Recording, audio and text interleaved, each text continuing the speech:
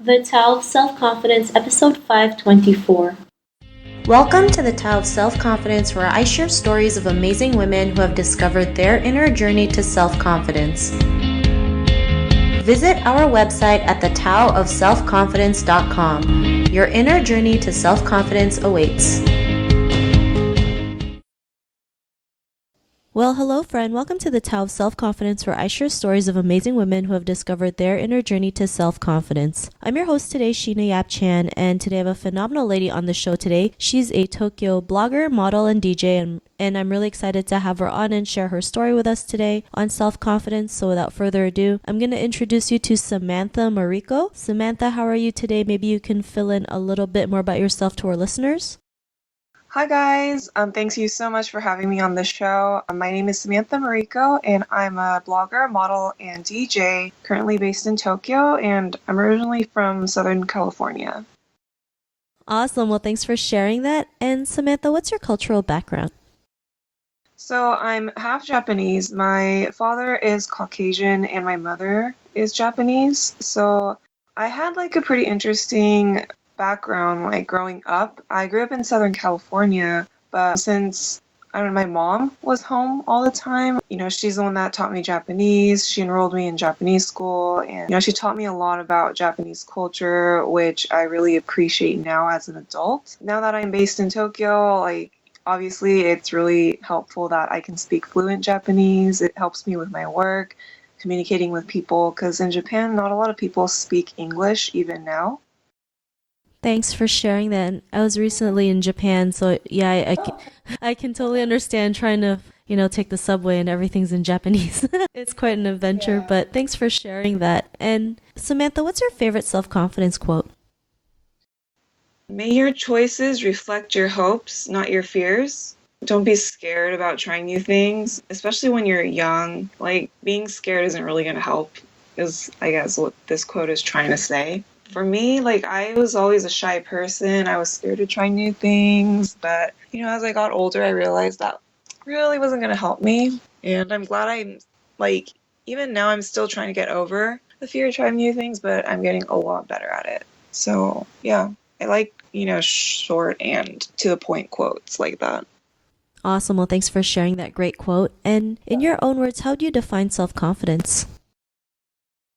Self-confidence. I think in order to be self-confident, you need to love and accept yourself as much as possible. Maybe not, doesn't have to be 100%, but I mean, obviously it's better if you, fully love and accept yourself. But I think that's the first step of self-confidence, because that's going to show, to the people around you. And also, if you don't love yourself, it's hard to love and accept other people.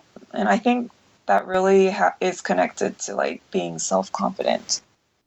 Thanks for sharing that great definition. And Samantha, what was your life like before your discovery of self-confidence? I was probably one of the shyest girls around. I never raised my hand in class. I remember in kindergarten, when I first started kindergarten, I didn't have any friends. So I just stand against the wall during recess because that's how shy I was. I was so shy for the longest time, but I mean, I slowly realized I was actually an interesting person to a lot of people around me.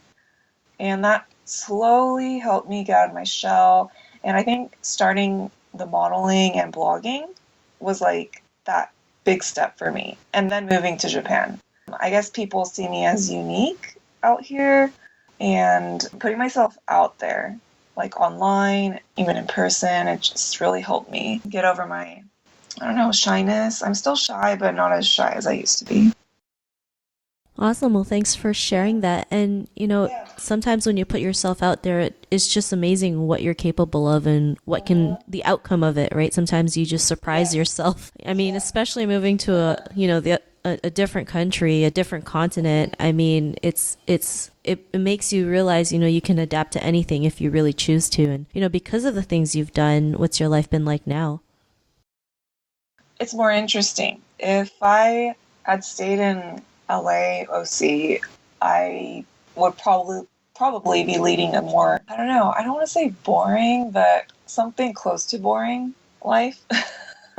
Like Tokyo is such a busy city. There's always something going on. I'm actually like, I didn't expect to meet so many people like internationally, being in such a, I don't know, like, well, I mean, Tokyo is like both a small and big city. But yeah, I've been able to meet a lot of people and just try so many things I probably wouldn't have been able to do if I had chosen to stay in California. Thanks for sharing that. And, Japan is an amazing country. Tokyo is a great city. So I can see, like, there's so many things you can do there. It's amazing. Like, just, even driving those Mario Karts, I think was cool. I didn't get to do that, but I think the next time I go, I'd love to try that for sure. But yeah. And Samantha, to the woman who's listening to your episode, she may be in her own journey to self-confidence. What'd be that one tip you would give to her? My advice is learn to accept yourself if you haven't yet. Everyone is unique. Like, don't compare yourself to others, because that's really not going to help either. I've been a trap of that, and it definitely didn't help me. So just, find things to like about yourself. Like, you're definitely a great person, even if you don't know that yet. And definitely try new things, even if it's just like a hobby. It doesn't have to be for your career or anything, but always try new things, no matter how big or small. Like, even if it's just like cooking trying a new recipe or going on a hiking trip. I don't know what it is, but just keep challenging yourself. And it's going to help you, get over your fear of like anything you have. And I don't know, make sure you surround yourself with good people that are supportive of you. That's really helped me. So yeah, that would be my advice to, any woman out there, actually. So. Awesome. Well, thanks for sharing those amazing tips. And if our listeners wanted to get to know a little bit more about you and what you do or check out some of your work, is there any links or social media profiles we can connect with? Well, my blog, SamanthaMariko.com. You guys can check that out. And I do Instagram at Samantha Mariko. So those are my two main channels.